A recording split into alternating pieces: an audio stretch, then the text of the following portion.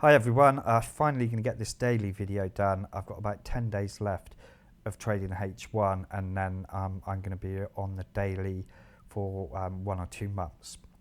Okay, so I just want to show you exactly how I'm going to be trading and managing my trades. Essentially exactly the same as the H1, but obviously without a sleep period, so I can trade every bar in the month. Just using the three simple concepts of breakouts, hedging, and then managing trades in profit. Nothing else, no analysis. So I'm just going to run through previous month on the pound dollar and just show you bar by bar how I would have traded it. Obviously, with hindsight, I've got no option but to do that. So the first bar here, we're looking for a breakout to enter either long from the high or short from the low. We get a breakout long, okay, and our stop loss goes below the low. So now we are in the market long. As long as we're holding that long trade, we're looking for a short breakout. So we place our first pending short below the low here, and it doesn't trigger on the next bar. So then we move to the next bar and we put our pending short here, and at this point the long trade is in profit, so you can either manage your stops, move to break even, close the trade, or set a TP point at the point it breaks out and goes short. Okay, no right answer, you just got to pick one, don't agonize over it. In the long run, it's going to play out 50-50 like most of these decisions do. Okay, obviously accounting for a bit of luck and chance thrown in there. Sometimes you might just hit a streak of picking the perfect one every time. Good luck to you, and just take those as what they are when they happen. Okay, so now my last trade is short. I've got this hedge. Obviously, I'm looking for price to break out of that hedge before I manage those trades now. Okay, but my last trade is short. Within that hedge, I'm now looking for longs. Okay, so we've gone long, short. Now we're going to be looking for longs. So we'd have a pending long here, doesn't get hit. Pending long here, and that gets triggered, and we put our stop below the low. So now we're 2 positions long, 1 short. Price is moving long, so we're expecting price to break out this way and give us 2 profit trades and 1 loss. Our last trade was long, so each consecutive bar we'd now have a pending short, looking for a short, and that one triggers. So now we have 2 hedges, 2 longs and 2 shorts. I generally, once we get to 2 hedges like this, I'm generally waiting for price now to sort of move before I add any more positions. And we can see then, eventually here we break down and we stop out both of our longs. Okay. So now we're just left with 2 shorts, this one here and this one here. When it breaks out like this and it's in profit like that, you can, if you've had 2 losses, sometimes I will just take profit on this one and leave this long go, and sometimes I'll close them both. If it's broke out and closed and given me a net profit, I might close out them all and restart. You'll notice though that I only ever make exit decisions at the close of a bar.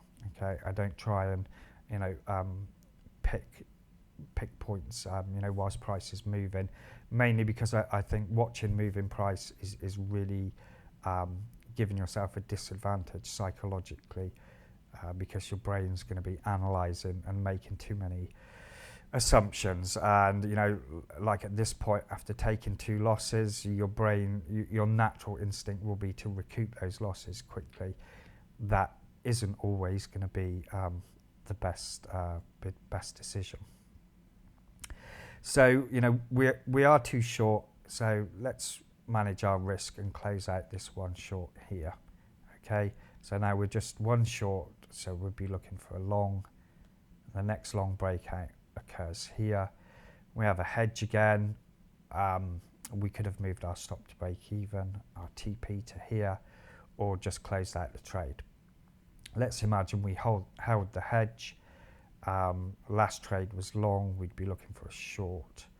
I think that may have triggered you there.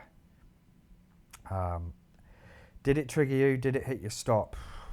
Let's presume it didn't. Let's be optimists here. And again, you'd be waiting for either a long to trigger because our last trade was short, or for price to break out. Then it breaks out and price comes down. This would be your next long. When we break out here, you could close out your shorts, obviously. You see, there's no strict rules with the taking of profit, other than making those decisions at the bar close.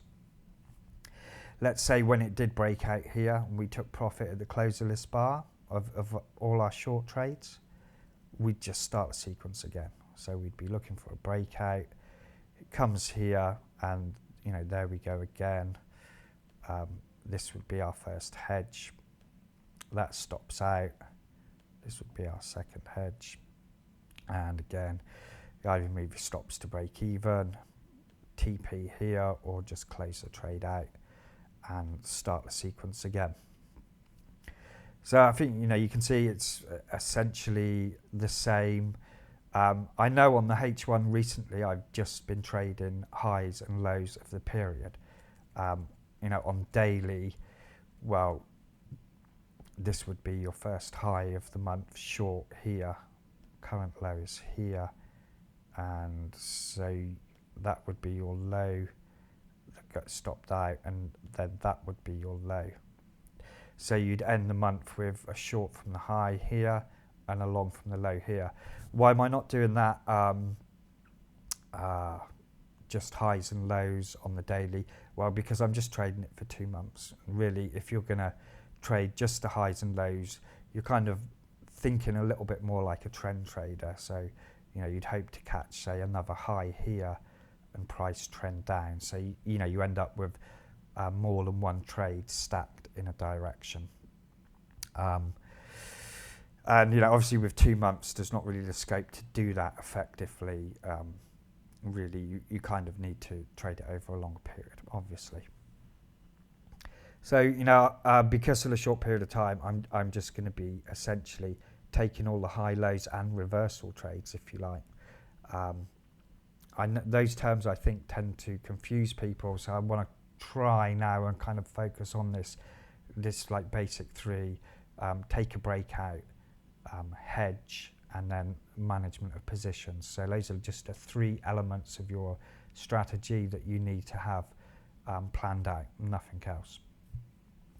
I hope that helps, and I know for anyone who's in time zones where trade in London and New York is difficult, hopefully if you kind of follow along with this and you're not already trading the daily time frame, you might kind of see that it appeals, and it's certainly a more relaxed way of trading, and you could trade quite simply 3 or 4 pairs on this time frame without too much difficulty at all. Obviously, just watch your leverage and your margin if you're going to be trading a lot of pairs. So that's it. Please leave me some comments below. Any questions, contact me through your usual channels, and I will see everyone on Monday for last week of H1.